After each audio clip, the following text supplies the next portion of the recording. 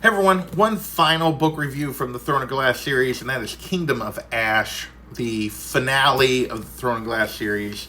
Overall, pretty happy with the way that Sarah wrapped this up. I think that a lot of characters got satisfying endings and satisfying arcs in this final book. I think a lot of the conversations were really well done. I do have a few complaints.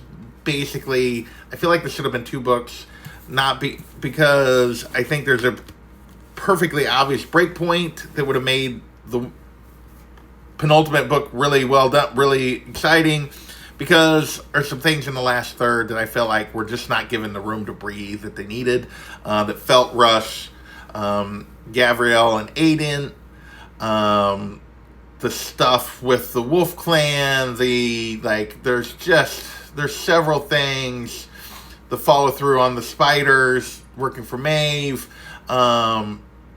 There's just some stuff there that I felt like needed a little more time. My other big complaint here is in terms of just the timeline period. This book, like the timeline of what's going on with Aiden and Lysandra, and with Aelin and Rowan, and with Chaol, and then with Dorian, they don't really match up very well. It's really the most noticeable it's been. It's been a problem in the whole series, because the whole series takes place in like 15 months, and the math don't math.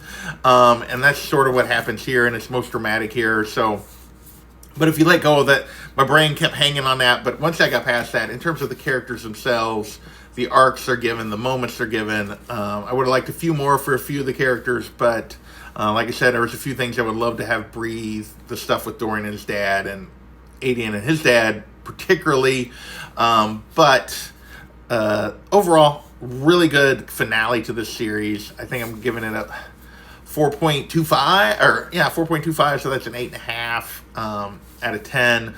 But yeah, really good book, really good series. I really enjoyed this fantasy world. The magic's a little weird, the rules are a little weird, but overall, I like this. Mainly Aelin as a character, Yrene as a character, Rowan as a character, just the characters themselves really carried this book for me.